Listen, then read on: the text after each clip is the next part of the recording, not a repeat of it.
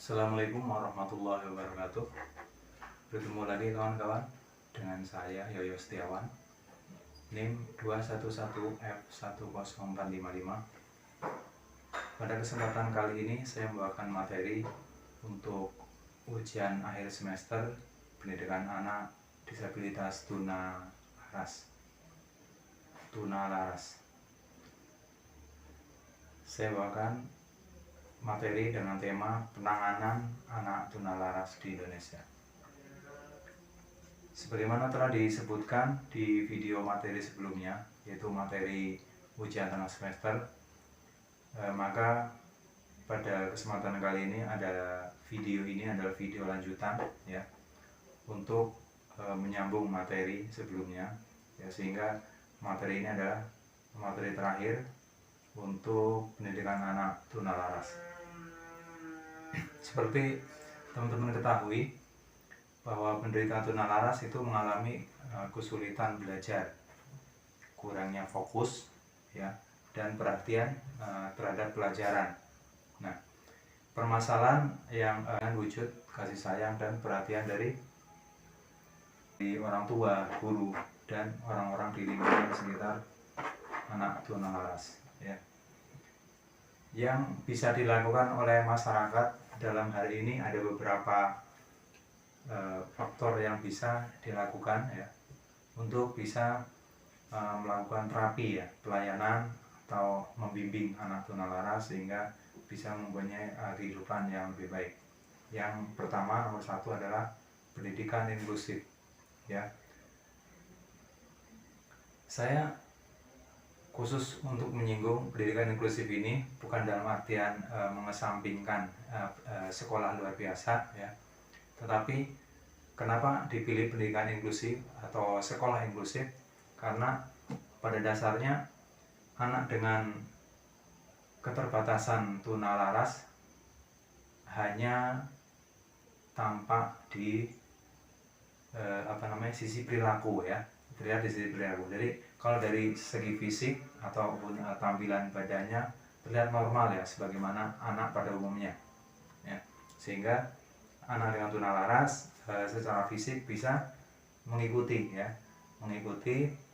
sebagaimana pelajaran yang diberikan di sekolah umum yang dengan menerapkan metode inklusif ya. Tentu berbeda dengan saudara-saudara kita yang mengalami keterbatasan, misalnya tunadaksa ya, keterbatasan fisik. Sekolah inklusif ini keistimewaannya ya, sebagaimana disebutkan di dalam Peraturan Menteri Pendidikan Nasional Republik Indonesia Nomor 70 Tahun 2009. Ini adalah payung hukum bagi diselenggarakannya sekolah inklusif ya. Peraturan ini mengatur tentang pendidikan inklusif bagi peserta didik yang memiliki kelainan dan atau bakat istimewa. Apa sih keistimewaan sekolah inklusif ini? Pertama, sekolah inklusif ini tidak berpihak pada homogenitas sekelompok siswa ya. Jadi keseluruhan siswa dengan latar belakang berbeda, dengan karakter dan tingkah laku yang berbeda, dan semua permasalahan berbeda diakomodir ya, diterima di sekolah inklusif. Tentunya ini tantangan tersendiri ya bagi jajaran SDM sekolah inklusif tersebut, karena pada dasarnya prinsip dari sekolah inklusif adalah tidak pernah mengeluarkan siswa ya, seberapapun berat permasalahan atau seberapa berat penyelewengan, kenakalan seorang anak, misalnya anak tunalaras ya, dengan perilaku yang berat, itu tidak akan pernah dikeluarkan dari sekolah inklusif. Bahkan mereka mempunyai prinsip bahwa di sekolah tidak ada siswa bermasalah. Justru masalah itu adalah tantangan bagi semua warga sekolah inklusif. Yang kedua, sekolah inklusif itu menghapus aspek negatif labeling ya. Ini berlaku di sekolah umum ya. Kadang anak yang merasa fisiknya lebih sempurna, fisiknya lebih kuat, itu membuli ya, mengejek atau merendahkan anak-anak yang dirasa lebih lemah ya, atau mungkin dari segi fisik mengalami keterbatasan, itu jadi sasaran pembulian. Nah, untuk kondisi di sekolah inklusif hal itu tidak akan terjadi. Karena apa? Karena sudah merupakan target atau misinya ya, misi dari sekolah tersebut. Karena apabila kita mempunyai anak tunalaras ya, tentunya banyak sekali pengorbanan batin ya, pengorbanan jiwa kita, akan kita merasa sangat kasihan ya sebagai orang tua ya. Seandainya kita sebagai orang tua dari seorang anak tunalaras, akan sangat berat sekali ya beban atau perang batin kita dengan lingkungan sekitar ya. Tentunya orang tua dan anak-anak ya, orang tua yang memiliki anak tunalaras adalah orang tua hebat, orang tua istimewa ya, yang diberi ujian oleh Tuhan untuk menghadapi permasalahan-permasalahan sehari-hari agar mereka bisa melaluinya dengan baik ya. Tentunya sekolah inklusif akan membantu ya, akan meringankan beban para orang tua ini ya. Karena apa? Karena anak tunalaras itu bukan aib ya, anak tunalaras itu bukan bahan bulian ya, tetapi untuk dirangkul ya, untuk diberikan perhatian, untuk dibimbing dan untuk diberikan kasih sayang ya. Yang ketiga itu sekolah inklusif selalu melakukan checks and balance ya. Jadi pengawasan dan pengecekannya bukan oleh pemerintah atau pengelola sekolah saja ya, tapi semua pihak. Sekolah ini, unsur sekolah ya, dari orang tua, masyarakat atau komite sekolah, dan tenaga ahli ya yang bersangkutan, yang berkompeten di dalamnya. Dalam hal ini untuk permasalahan perilaku, yaitu psikolog atau psikiater. Tentunya peran orang tua akan sangat mendukung sekali ya, peran dari guru yang ada di sekolah. Guru hanya mengajarkan beberapa jam, sedangkan orang tua selebihnya dengan waktu yang lebih lama itu harus melakukan bimbingan atau pengawasan dan pelayanan kepada anak tunalaras. Sehingga guru harus melibatkan orang tua secara aktif ya. Orang tua sebagai guru di rumah ya. Karena perlu sekali imbal balik atau input masukan informasi mengenai gangguan emosional atau gangguan perilaku yang ada di rumah untuk bisa ditangani atau diberikan solusi permasalahannya ketika di sekolah. Nah, seperti itu. Jadi komunikasi yang baik antara guru dan orang tua sangat membantu keefektifan ya pelayanan atau proses terapi. Terus yang ketiga dari masyarakat ya. Masyarakat di sini berlaku sebagai advokat ya, untuk melindungi segala aktivitas proses belajar mengajar, atau mungkin apabila dalam prosesnya nanti ada gangguan emosional atau gangguan perilaku dari sang anak tunalaras. Nah, para ahli atau psikolog dan psikiater dalam hal ini berlaku sebagai input ya, input menyesuaikan metode apa yang dibutuhkan untuk tiap-tiap anak ya, dengan karakter yang berbeda-beda. Tentunya perlu penyesuaian ya, penyesuaian metode, dicarikan metode yang tepat ya untuk masing-masing anak tunalaras. Yang kedua ya, yang pertama tadi pendidikan ya, institusinya. Yang kedua ini menyangkut sumber daya manusianya, yaitu peran aktif guru dan orang tua ya. Dalam penanganan anak tunalaras ini perlu sinergi antara orang tua dan guru ya, kedua-duanya berkomunikasi dua arah secara efektif ya, saling membantu, saling mendukung, dan saling memberi masukan ya. Yang pertama, Guru dituntut untuk aktif di sekolah ya, memberikan keterampilan dan pelayanan ataupun terapi ya. Sebaliknya di rumah ya, dari sisi orang tua itu dituntut juga untuk aktif memberikan masukan ya, keluhan, permasalahan sang anak tunalaras ini kepada pihak guru ya.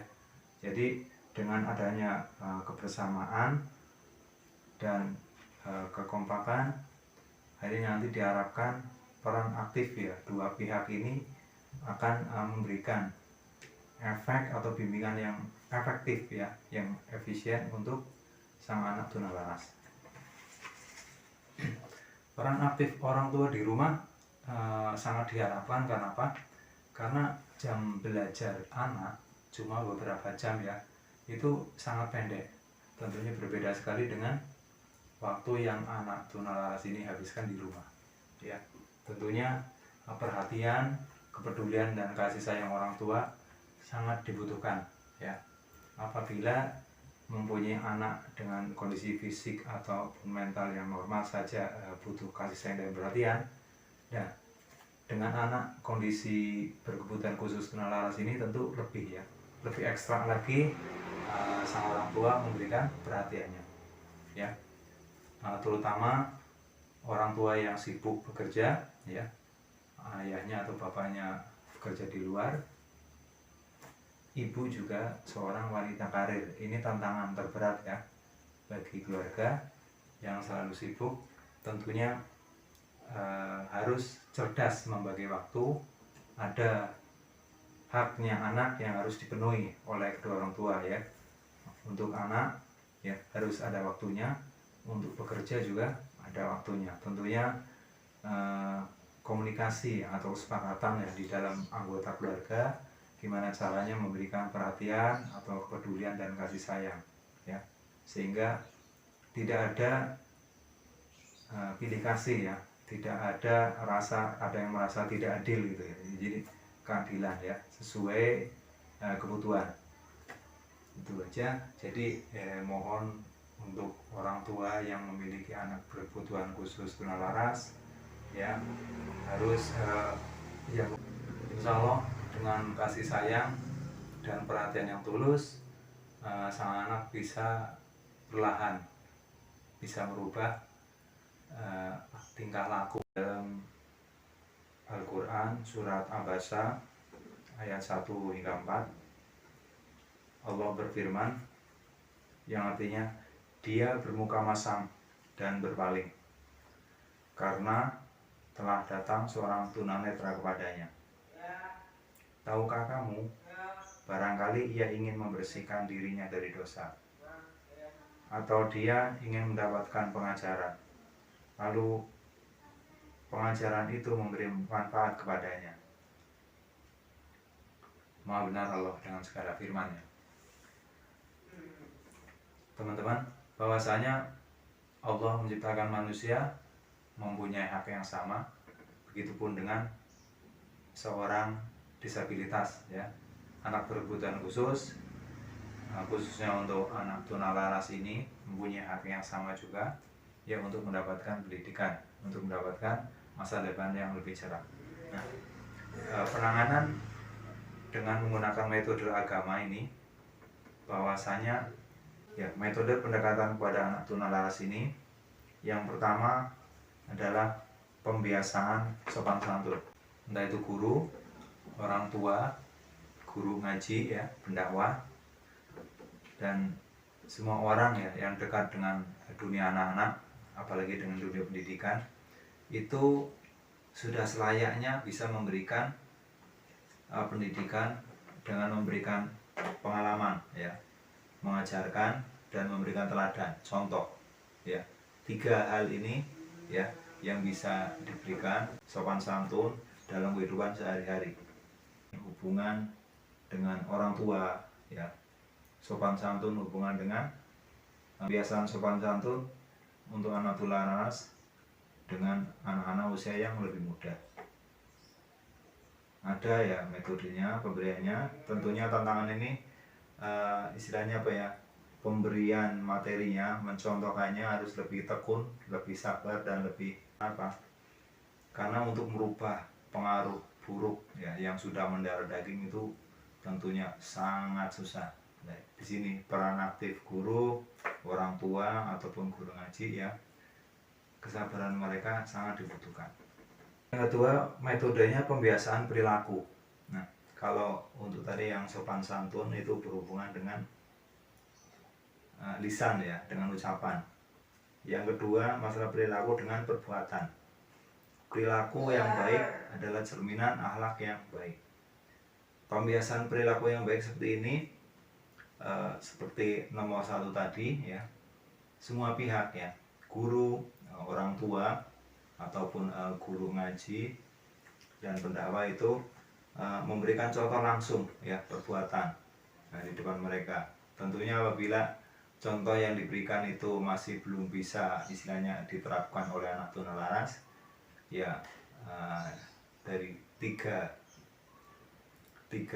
teladan ini bisa memberikan cara lisan dulu, terus juga lemah lembut atau berkasih sayang kepada teman ya, sopan ataupun istilahnya apa, hormat kepada yang lebih tua, terus juga kepada yang seumuran teman sebaya itu bekerja sama, terus juga melakukan pembiasaan perilaku tolong menolong, saling menghargai ya, terus menyayangi yang lebih muda, terus juga bisa memberikan contoh perbuatan langsung itu di lingkungan sekolah atau di lingkungan saat mengaji itu, yaitu pertama menjaga kebersihan ya, dari guru ya, orang tua atau guru ngajinya itu memberikan contoh dulu perbuatannya, baru nanti diberitahukan kepada anak tunalaras, ini loh sebenarnya semua orang itu diwajibkan, diharapkan untuk mencintai kebersihan ya, untuk menjaga kebersihan. Nah seperti itu semua ya, artinya ya semua anak juga teman-teman kamu, mereka juga menjaga kebersihan, maka anak kamu juga sama ya, punya kewajiban sama untuk menjaga kebersihan, lalu dipraktekkan ya, mendapat jadwal piket ya untuk menyapu dan lain-lain. Dan apabila ini selalu dicontohkan ya, dilakukan berulang-ulang setiap saat, setiap hari, insya Allah ya tabiat emosional gangguan perilakunya ini perlahan akan menurun ya. Terus yang ketiga, metodenya adalah pembiasaan kejujuran. Nah ini mengenai karakter ya atau perilaku,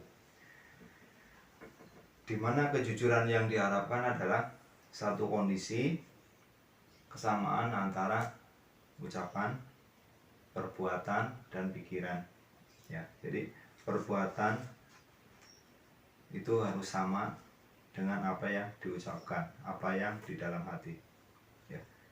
Contoh ya, jadi mencontohkan, para orang tua itu memang disarankan untuk memberikan contoh langsung ya, dengan perbuatan sehari-hari ya, implementasinya perbuatan sehari-hari. Kalau untuk faktor agama dalam hal ini anak-anak itu lebih mudah menerima ya materi pelajarannya daripada materi-materi akademik ya. Jadi ada keuntungan tersendiri apabila orang tua atau pendidik memberikan materi dari segi keagamaan ya, apalagi memberikan contohnya dalam bentuk kegiatan ataupun perbuatan yang langsung dipraktikkan dalam kegiatan sehari-hari.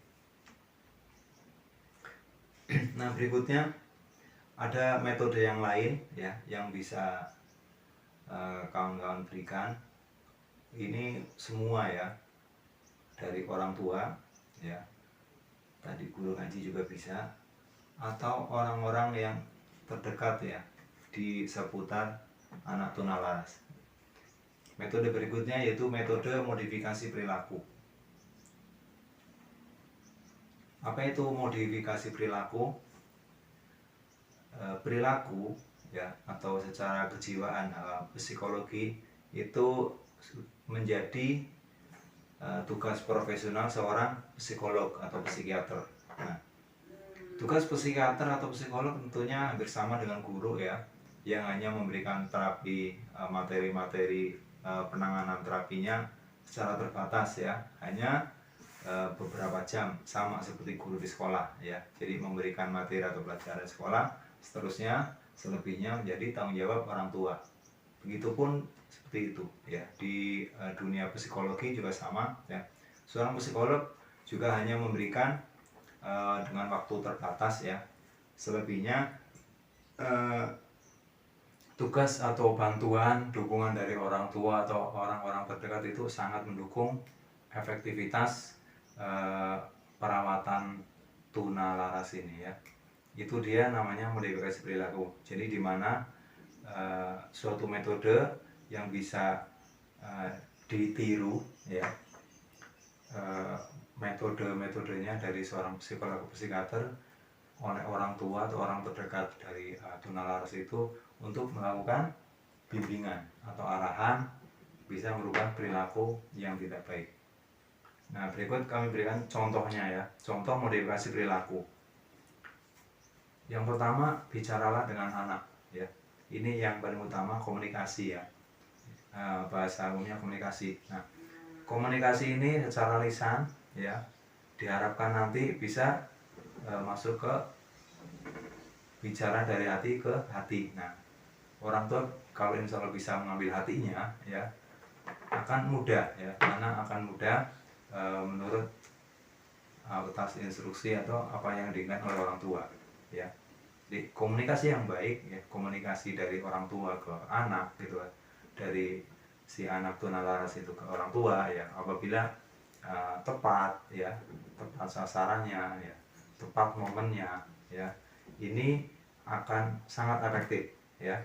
Jadi contohnya ketika si anak dalam kondisi moodnya yang bagus ya, misalnya saat sore atau malam setelah makan ya, setelah makan malam ada waktu santai. Nah, di situ orang tua bisa ngobrol ya, bisa bicara santai, luangkan waktunya ya, luangkan waktu orang tua untuk dekat dengan anak, bisa menjadi pendengar ya, mendengarkan keluhan atau permasalahan dari anak ya, sehingga kita tahu, oh ya, kebutuhan si anak tunalaras ini seperti ini. Nah, sebagai orang tua jadi tahu permasalahannya. Sebaliknya ya, sang anak juga akhirnya setelah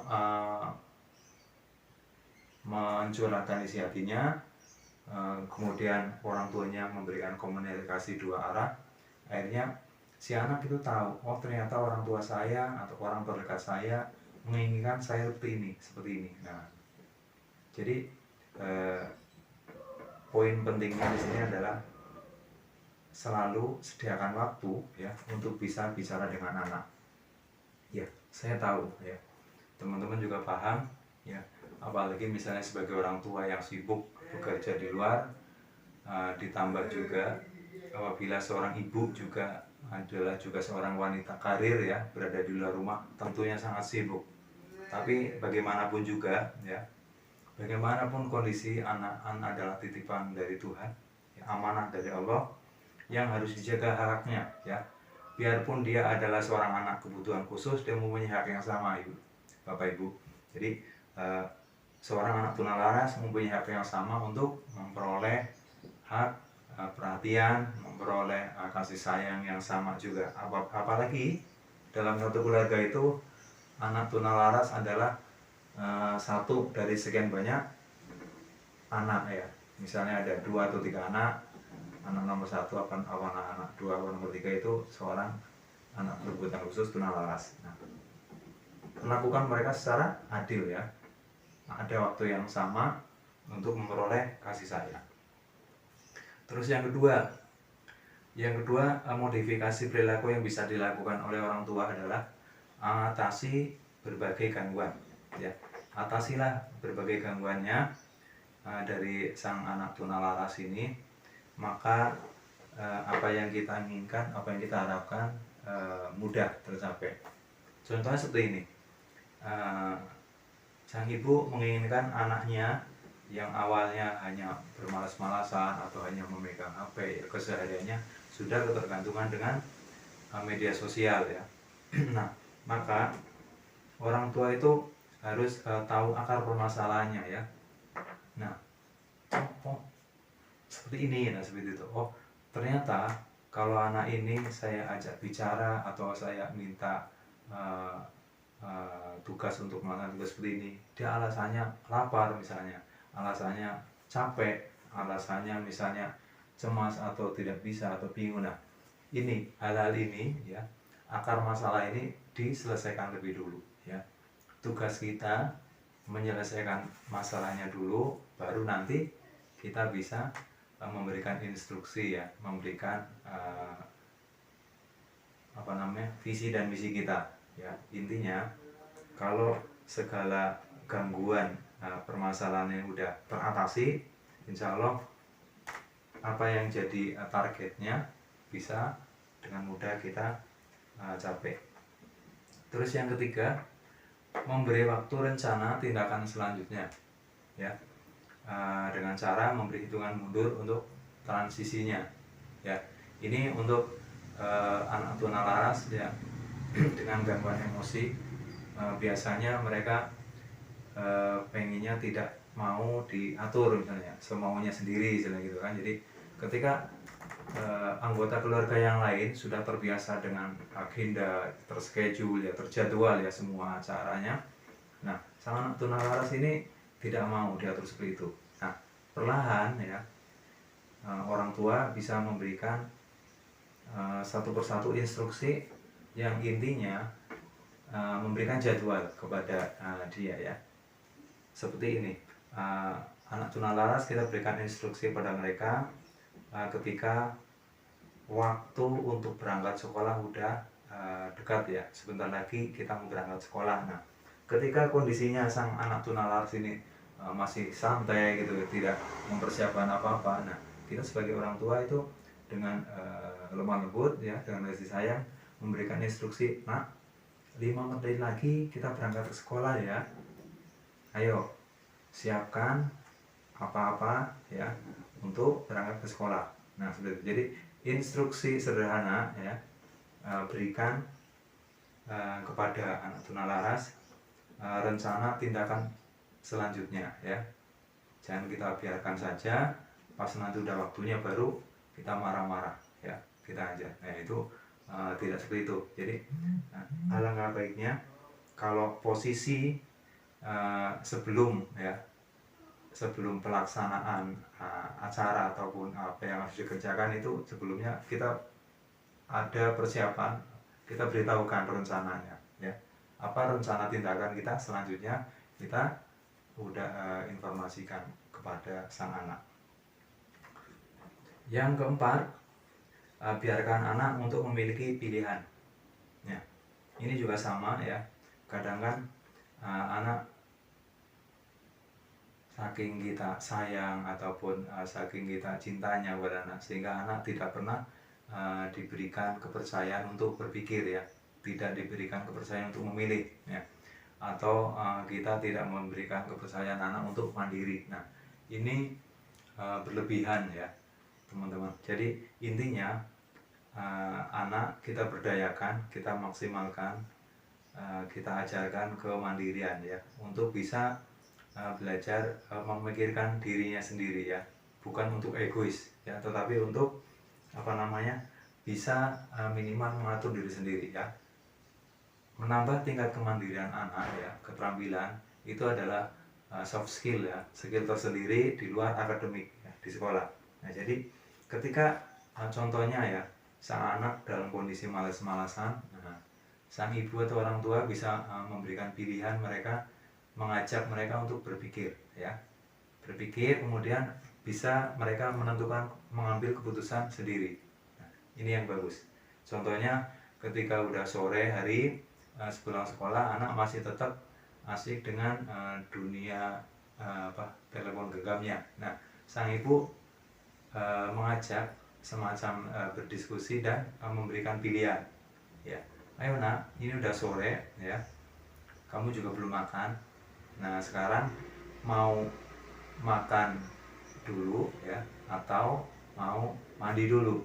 Nah seperti itu, berikan mereka pilihan ya. agar mereka bisa belajar untuk mengatur dirinya sendiri. Yang kelima, modifikasi perilaku yang bisa dilakukan adalah konsisten.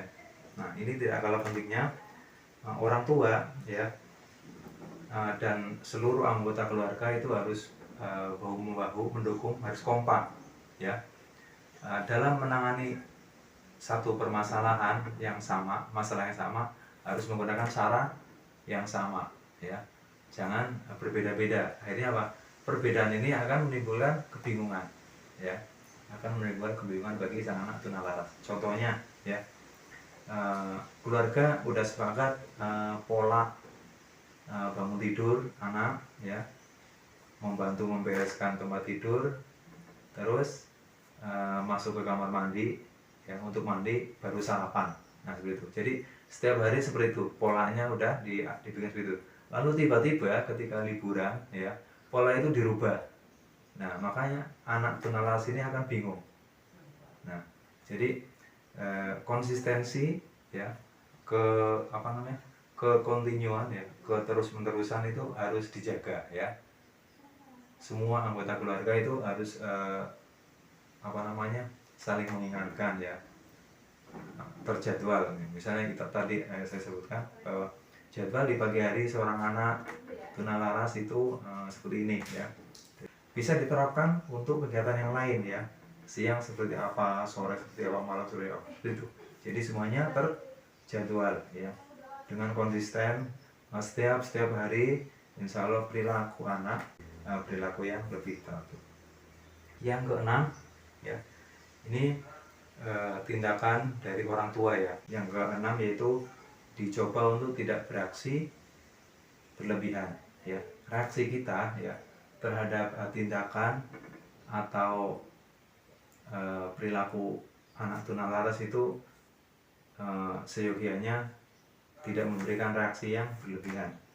Nah, awalnya mungkin susah ya, terutama bagi ibu ya, bagi para ibu ini, kaum ibu tentunya reaksi refleks sikapnya itu kadang timbul rasa panik, memperlihatkan mukanya yang takut gitu ya, tegang gitu. Jadi itu hal-hal yang sudah terbiasa, kita coba rubah ya, agar reaksi kita jangan terlalu berlebihan ya.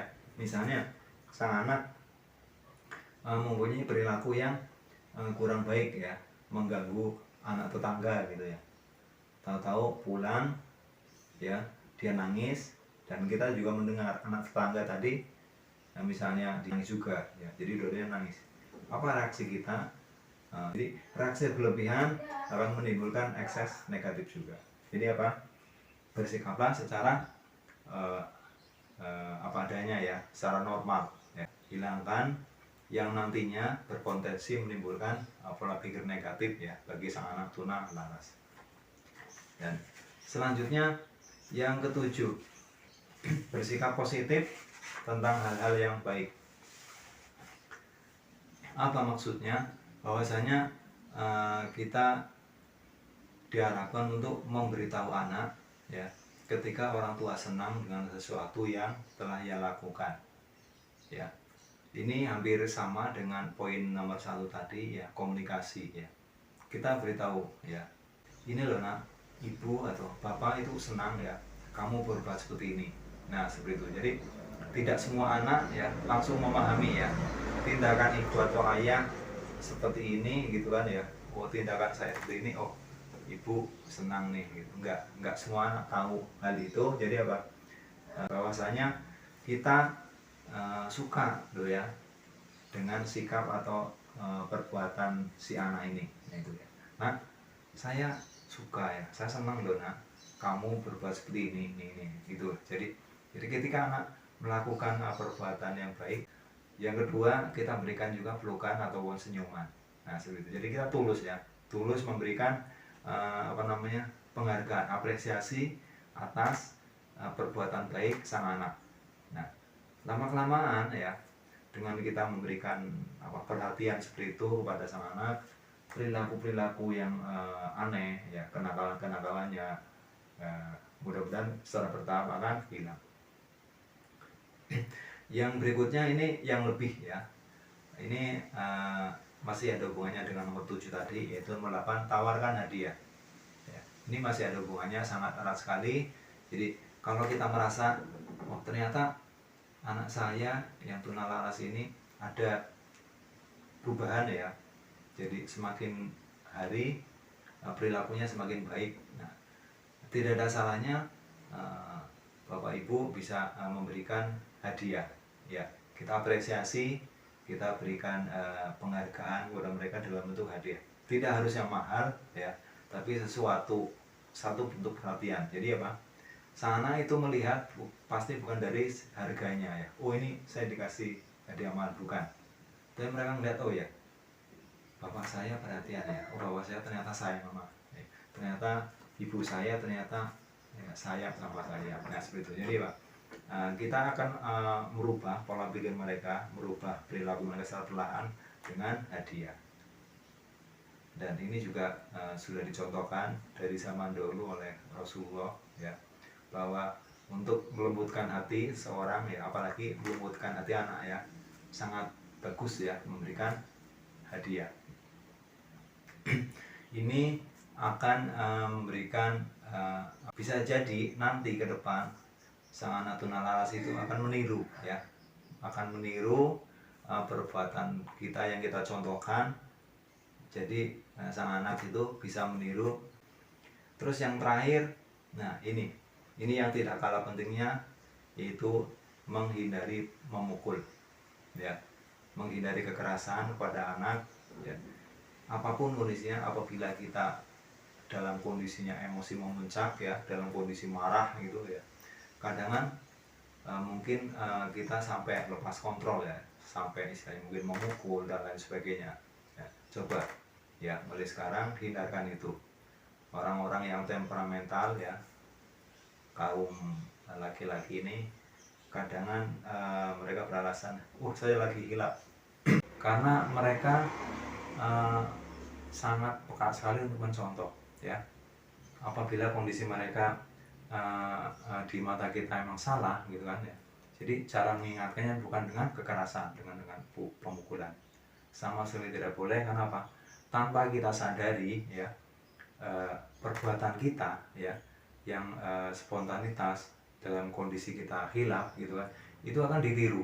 Nah ini fatal ya, fatal sekali teman-teman. Jadi apabila begitu kita memberikan nasihat, tolong jangan suka memukul teman ya, jangan. Jadi anak baik itu tidak boleh berkelahi sama teman. Nah apabila ada contoh yang tidak bagus dari orang tua ya, justru kadang saat kita marah gitu, saat kita emosi kita memukul, artinya mereka apa? Mereka punya alasan untuk mendebat kita ya, alasan untuk membalikan kenyataan ke kita bahwa kita juga kadang memukul ya. Jadi sang anak itu mencontoh ya, mencontoh kalau saya juga sering dipukul, nah makanya saya berarti boleh memukul. Nah seperti itu adalah contoh yang kurang bagus. Jadi harus berhati-hati dalam memberikan bimbingan, memberikan keteladanan kepada sang anak. Tetapi dari itu semua ya, ada hal-hal yang hanya bisa dilakukan oleh profesional ya, hanya bisa dilakukan oleh psikolog atau psikiater ya. Ada beberapa hal yang contohnya apabila sang anak melakukan perilaku yang agresif ya, contohnya kita udah berusaha melakukan bimbingan terapi, tapi sang anak masih tetap terus suka berkelahi ya, atau suka mengancam teman sebayanya, atau suka merusak lingkungan, itu kita masih perlu yang kedua, kejam terhadap hewan ya. Jangankan sama manusia, dengan hewan, makhluk hidup atau makhluk hidup yang lain aja kita tidak boleh melakukan kekejaman. Jadi itu yang kita contohkan kepada sang anak tunalaras. Terus berikutnya, ketidakpatuhan yang ekstrim ya. Sang anak tunalaras masih memunculkan perilaku yang ekstrim, misalnya adanya aturan di sekolah, anak ini susah sekali mengikuti aturan sekolahnya, atau bahkan misalnya kabur ya, atau mengganggu teman-teman sekelas ya. Jadi segala nasihat atau instruksi, ajakan dari sang guru atau orang tua itu semuanya. Terus yang berikutnya itu sering bolos sekolah. Dan ini juga harus membutuhkan bimbingan dari konseling. Terus kurangnya perubahan perilaku. Nah, ini yang tarafnya lebih akut lagi, apabila segala tindakan, segala treatment kita ternyata kurang ada perubahan, ya tetap saja perilakunya masih sama, tentu kita masih membutuhkan terus kurangnya penyesalan atau empati terhadap orang lain. Nah ini sama ya, kalau tingkat kenakalan anaknya itu dalam melakukan perbuatan itu, padahal ini salah ya, tapi anak itu merasa nggak bersalah, nggak merasa berdosa. Nah ini yang berat ya, selalu diulangi lagi ya, jadi tidak ada perubahan. Terus yang tidak kalah pentingnya adalah perilaku seksual ya. Perilaku seksual anak-anak harus seyogianya kita berikan sejak dini masalah pendidikan seksologi, sehingga bisa saling menghormati ya, menghormati area privasi, hak pribadi individu, jadi tidak boleh saling mengganggu, apalagi berkenaan dengan anggota badan yang tidak boleh dipegang oleh orang lain. Nah seperti itu. Jadi intinya pemberian ini secara bertahap ya, orang tua harus secara intens, tidak boleh jenuh, tidak boleh menyerah, dan bahwa sabar itu ada batasnya. Itu tidak benar, itu sama sekali tidak bisa dibuktikan. Tapi justru apa sebaliknya, bahwa perawatan, penanganan ya, dan pelayanan yang kita berikan kepada anak tunalaras itu harus tanpa batas ya, dengan ikhlas, tulus hati, dan penuh kasih sayang. Kita berikan perhatian dan kepedulian kita ya, karena itu yang dibutuhkan oleh seorang anak tunalaras untuk bisa menolong mereka ya. Cukup ini materi untuk kali ini, mudah-mudahan bisa dipahami dan bisa bermanfaat ya untuk kita semua. Sekian, assalamualaikum warahmatullahi wabarakatuh.